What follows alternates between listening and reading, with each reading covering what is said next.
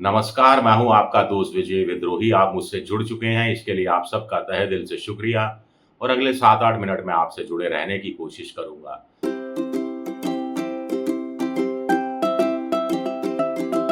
तो बात करेंगे आज महाराष्ट्र के विधानसभा चुनाव की, जहाँ अभी तक के जो सर्वे तो बता रहे हैं कि महाविकास अघाड़ी को एज है, लेकिन आमतौर पर ये भी कहा जा रहा है कि महाविकास अघाड़ी की जीत में अगर कोई रोड़ा बन सकता है, तो वो लड़की बहना स्कीम है। लड़की बहना स्कीम शिवराज सिंह चौहान की मध्य प्रदेश की लाडली बहना स्कीम की तर्ज पर शुरू की गई है और इस इसके तहत ₹1500 महिलाओं को जो 18 से लेकर 60 साल की हैं, उनको दिया जा रहा है। लेकिन बड़ी बात क्या है?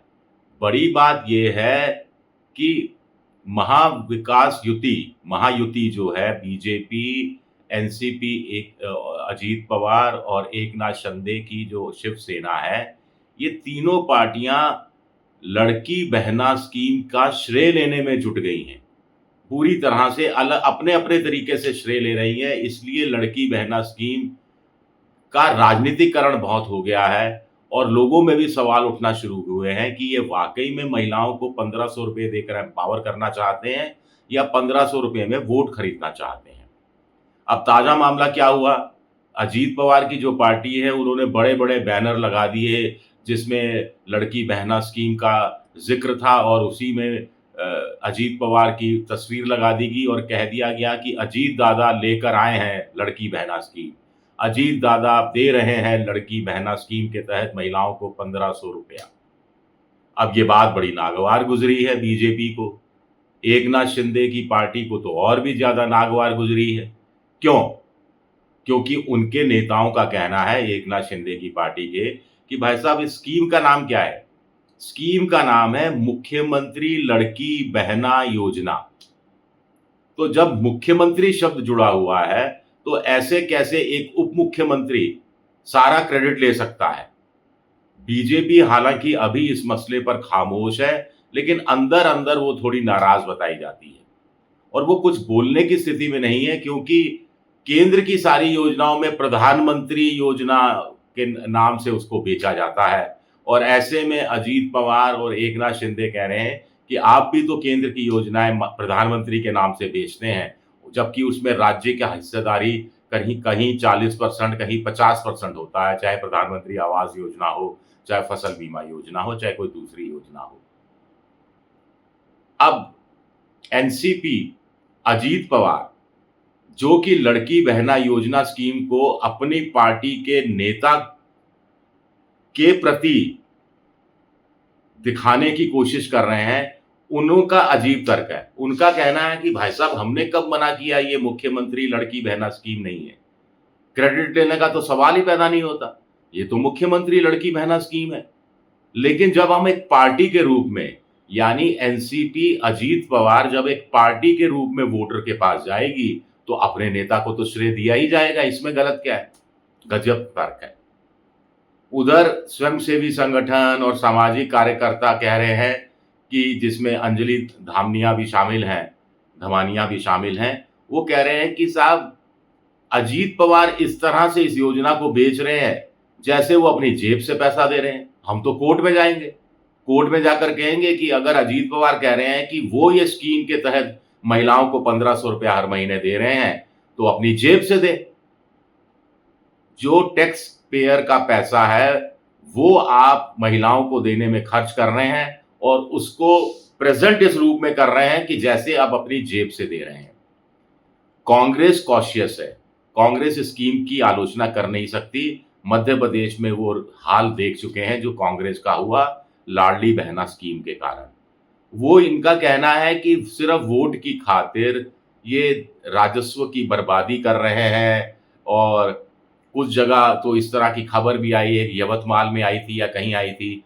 एक पुरुष जिसने, वैसे तो पुरुष लाडली बहना लड़की बहना स्कीम के तहत एंटाइटल ही नहीं है, और एक ऐसा पुरुष जिसने अप्लाई भी नहीं किया, केवाईसी भी नहीं किया, उसके खाते में लाडली बहना या लड़की बहना स्कीम के तहत ₹1500 जमा हो गए और जिसमें इंस्ट्रक्शन दी गई कि अपना केवाईसी यानी अपना अकाउंट अपडेट करा लीजिए।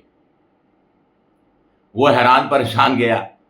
तो प्रशासनिक अधिकारियों ने कहा कहीं कुछ गलती हो गई है। तो ऐसी गलतियाँ एकाध हैं या बड़ी संख्या में हुई हैं, या जो वाक़ई में महिलाएँ इसके दायरे में आती हैं, उनको पूरा हक मिल रहा है या नहीं मिल रहा है। महाराष्ट्र की सरकार का ज़रूर कहना है कि पहले फ़ेज़ में करीब 1 करोड़ ग्रामीण महिलाएँ हैं और 80-85 लाख शहरी क्षेत्र की महिलाएँ हैं। कुछ लोग कह रहे हैं इससे माहौल बदला है। 288 की विधानसभा में एक वक़्त था जब कहा जा रहा था कि महायुति की, यानी सत्तारूढ़ गठबंधन की 80 से ज़्यादा सीटें नहीं आएँगी। अब कहा जा रहा है कि सवा सौ तक सीटें आ सकती हैं। जीत के लिए 146 सीटें चाहिए, क्योंकि 288 की विधानसभा है। तो ये बड़ा इंटरेस्टिंग मोड़ पर पहुंच गया है गुजरात का महाराष्ट्र का चुनाव। और लड़ लड़की बहना स्कीम का श्रेय लेने के चक्कर में, क्रेडिट लेने के चक्कर में क्या पूरी योजना का भट्टा महायुति के नेता बैठा देंगे? ये एक बड़ा सवाल उठ रहा है। उधर अगर महाविकास अघाड़ी की बात करें तो शरद पवार ने एक बार फिर कहा है, उनका एक बार फिर कहना है कि साहब कोई मुख्यमंत्री घोषित नहीं किया जाएगा, चुनाव के बाद देखा जाएगा, जो पार्टी जितनी ज़्यादा सीटें जीत कर आएगी, उसके हिसाब से मुख्यमंत्री तय होगा।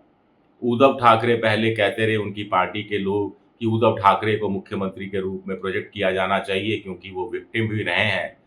ये बात महाविकास अघाड़ी के शरद पवार और कांग्रेस के नाना पटोले नहीं माने, तो उद्धव ठाकरे ने थोड़ा क्लाइंब डाउन किया। फिर उनकी तरफ से ये कहा गया कि आप हमें कोई ऐतराज़ नहीं है, शरद पवार और नाना पटोले जिसका नाम लेंगे उसको हम मुख्यमंत्री के रूप में स्वीकार कर लेंगे। लेकिन ऑफ रिकॉर्ड ये भी सवाल चर्चा आई है खबर में कि उद्धव ठाकरे ने कहा है कि आप सार्वजनिक मत कीजिए, लेकिन चुपके से कान में तो स्वीकार लीजिए या प्रतिबद्ध हो जाइए कि उन्हीं को मुख्यमंत्री बनाया जाएगा। शरद पवार देखिए समझ रहे हैं कि ये लड़की बहना स्कीम हो सकता है कमाल कर दे, हो सकता है चमत्कार कर दे, हो सकता है महायुति को बहुत नज़दीकी मुकाबले में ले आए। और ऐसे में अगर मुख्यमंत्री महाविकास अघाड़ी अभी से घोषित कर देती है, जो जिस धड़े का मुख्यमंत्री नहीं होगा, वो धड़ा थोड़ा-सा समझ गए आप, थोड़ा पूरा दम लगाकर चुनाव नहीं लड़ेगा कि क्या फ़ायदा, हमारा तो मुख्यमंत्री बनने वाला है नहीं हमारी पार्टी का। उधर उद्धव ठाकरे अगर मुख्यमंत्री घोषित कर दिए जाते हैं, तो शिवसेना पूरा दम लगाकर नहीं लड़ेगी, ये सोच के कि कि उद्धव ठाकरे तो मुख्यमंत्री बन ही रहे हैं। फिर दूसरा ये है कि आपस में वोट ट्रांसफ़र की समस्या भी हो जाएगी। अगर उद्धव ठाकरे मुख्यमंत्री बन रहे हैं, घोषणा कर दी जाती है और तो उसका कार्यकर्ता जहाँ-जहाँ कांग्रेस या एनसीपी शरद पवार का उम्मीदवार खड़ा है, उसके समर्थन में शायद खुलकर नहीं आए। ये सोच के कि भई इनको वोट दे दिया तो इनकी सीटें बढ़ जाएँगी, इनकी सीटें बढ़ गई तो कहीं ऐसा तो नहीं होगा कि उद्धव ठाकरे का मुख्यमंत्री बनने का रास्ता में पत्ता साफ हो जाए। तो बहुत सारे इफ, बट, किंतु परंतु हैं। तो शरद पवार यही चाह रहे हैं कि तीनों धड़े दम लगाकर चुनाव लड़ें, पूरी शक्ति से चुनाव लड़ें, ये सोच कर चुनाव लड़ें कि उन्हीं का धड़ा का मुख्यमंत्री होगा। तो ऐसे में स्वस्थ प्रतिस्पर्धा होगी और इससे ज़्यादा सीटें जीतने में कामयाब हो पाएगी महाविकास अघाड़ी। लेकिन अंत में मैं फिर कहूँगा कि महाविकास अघाड़ी जीतेगी या हारेगी, या महायुति जीतेगी या हारेगी, सब कुछ तय करने वाली है क्या? लड़की बहना योजना। चुनाव उसके आस-पास सिमटता जा रहा है। ये बहुत सिग्निफिकेंट टर्निंग पॉइंट है महाराष्ट्र के चुनाव का। शुक्रिया आप सबका मेरा वीडियो देखने के लिए। पसंद आए तो लाइक कीजिए, सब्सक्राइब कीजिए, शेयर कीजिए। शुक्रिया।